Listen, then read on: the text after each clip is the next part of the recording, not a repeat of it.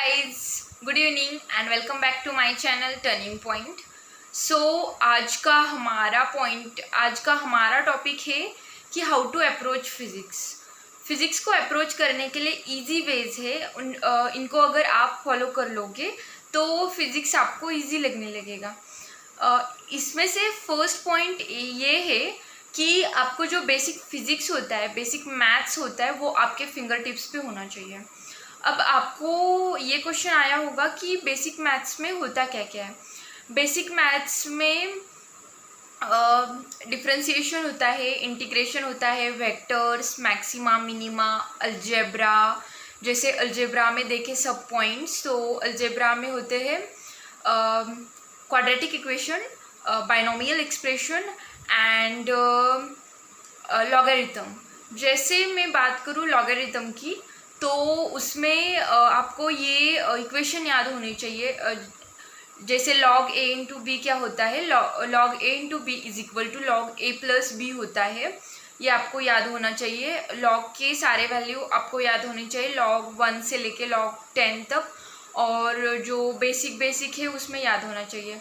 इसके बाद होता है ज्योमेट्री, कोऑर्डिनेट ज्योमेट्री भी होती है, एंड देन ट्रिग्नोमेट्री में देखें तो साइन, कॉस, टैन, कॉट। जैसे साइन 0 डिग्री की value 30 degree, 45 degree, 90 degree, 120 degree, और इसे कैसे फाइंड आउट करते ये सब होता है उसमें। एंड ग्राफ्स होते, ग्राफ्स एंड उसके जो बेसिक ग्राफ्स के जो बेसिक ये होते हैं ना, क्या बोलते हैं उसे, standard equation. Graphs and standard equation ये भी बेसिक में आता है। ये सारे पॉइंट्स आपके फिंगर टिप्स पे होने चाहिए।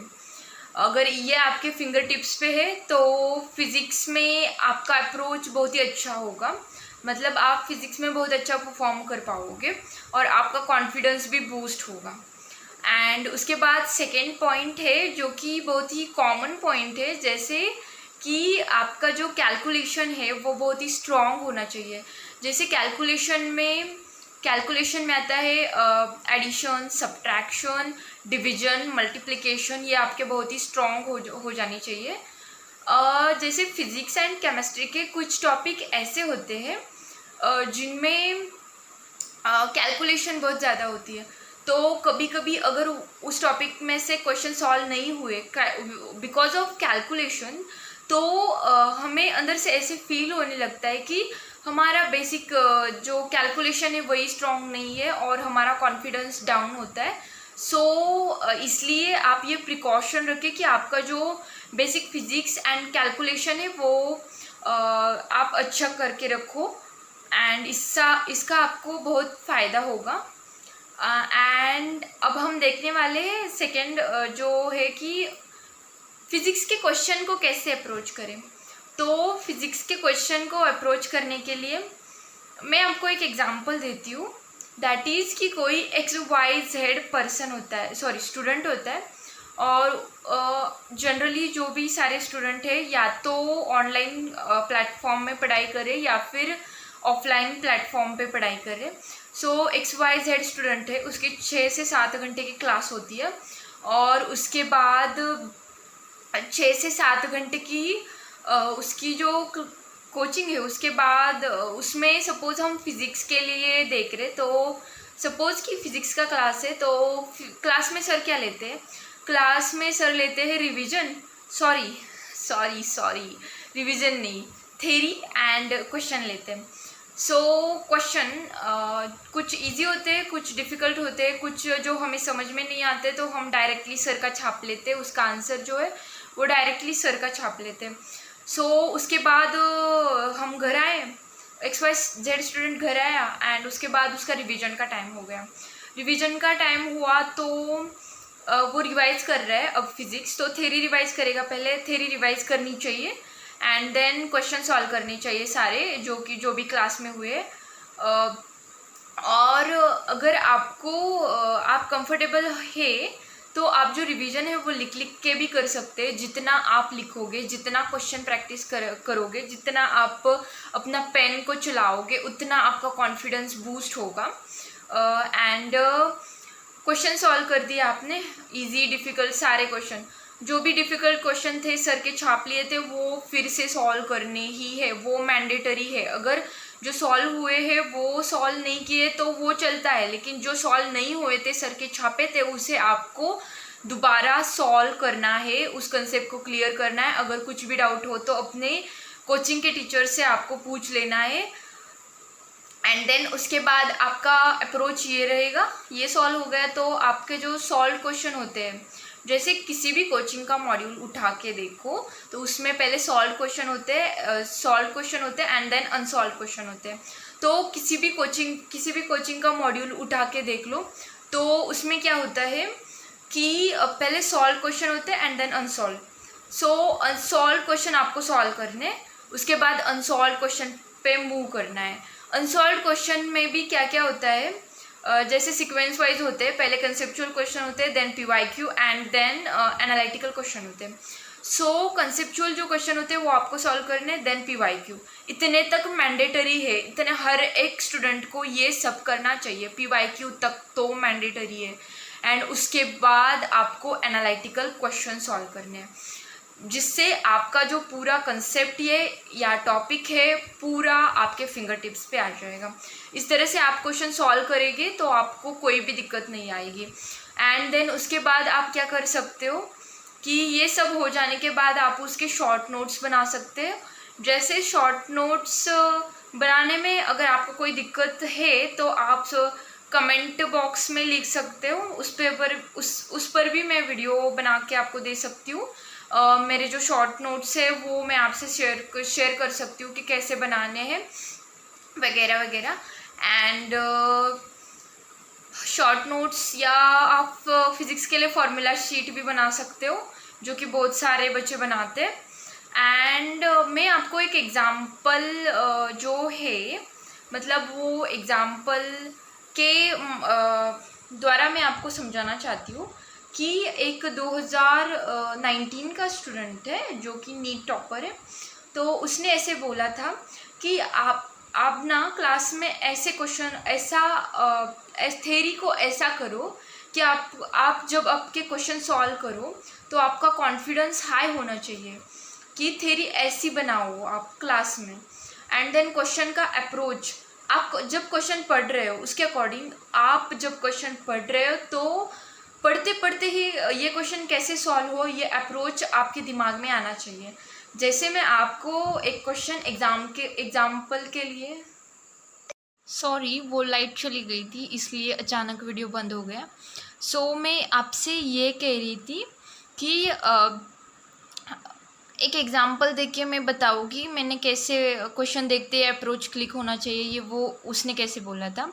सो दैट इज़ उसने मतलब हम क्वेश्चन पढ़ते, अ ball is thrown vertically downward with velocity of 20 meter per second from top of a tower.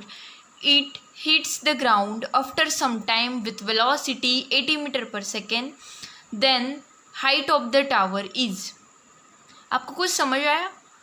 आपने मतलब कुछ स्टूडेंट होते हैं, जैसे मैं भी क्या करती थी कि क्वेश्चन ले लिया तो उसके बाद सिर्फ पढ़ना इसलिए पढ़ती थी। तो ऐसा नहीं करके आपको क्या करना चाहिए, देखो कि आप पढ़ते पढ़ते ही आपके दिमाग में ये सारी पॉइंट्स बैठ जानी चाहिए। जैसे a ball is thrown vertically downward with velocity ये इनिशियल वेलोसिटी होगी 20 metre per second and after some time with velocity hits किया, मतलब ये फाइनल वेलोसिटी होगी और इसके हमें हाइट पूछिए।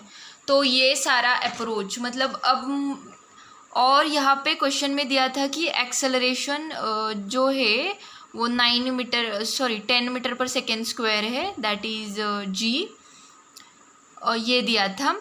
सो इससे तो मुझे ये पता चला कि इन्होंने इनिशियल वेलोसिटी दी है, फाइनल वेलोसिटी दी है एंड एक्सेलरेशन कांस्टेंट है।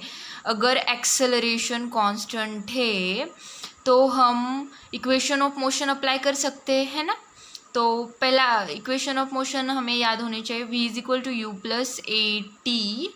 एंड सेकेंड क्या होता है, second s is equal to ut plus half a t square, and third क्या होता है v square is equal to u square plus 2as।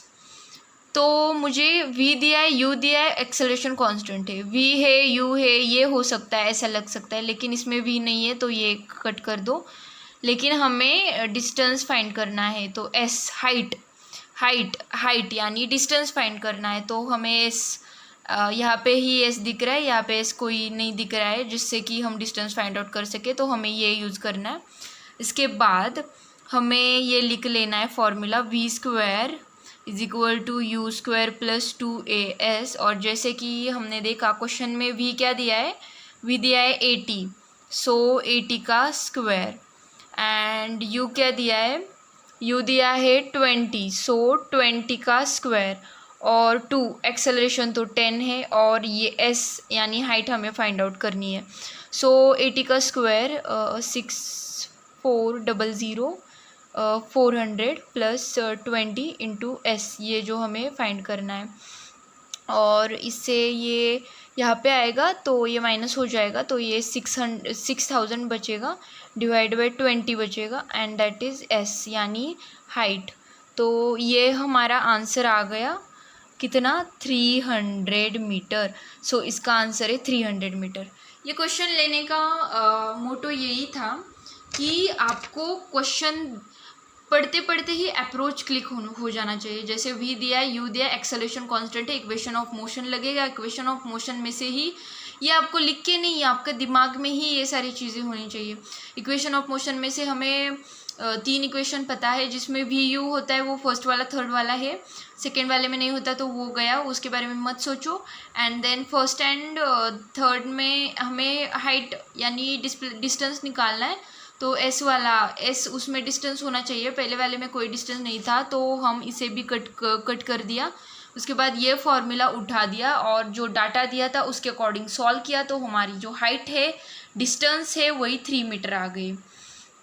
और अगर आप 11th में है, मतलब स्टार्टिंग वाले बच्चे स्टूडेंट है, तो आप ऐसे कर सकते हो कि थ्रोन वर्टिकली डाउनवर्ड, तो इनिशियल वेलोसिटी कितनी थी, 20 metre per second, and then ये हिट कर दिया ग्राउंड को, तो ये आ गई final velocity 80 metre per second. ऐसे लिख सकते हैं जिससे आपको पता चलेगा कि अगर आप डिस्टेंस फाइंड आउट कर रहे तो आपको एस, तो उसकी हाइट मिल जाएगी।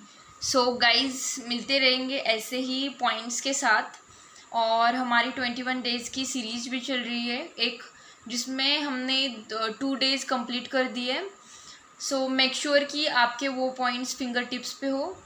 वो हम इसलिए ले रहे क्योंकि आपका कॉन्फिडेंस बूस्ट हो। सो गाइज़, मिलते रहेंगे, bye, thank you for watching.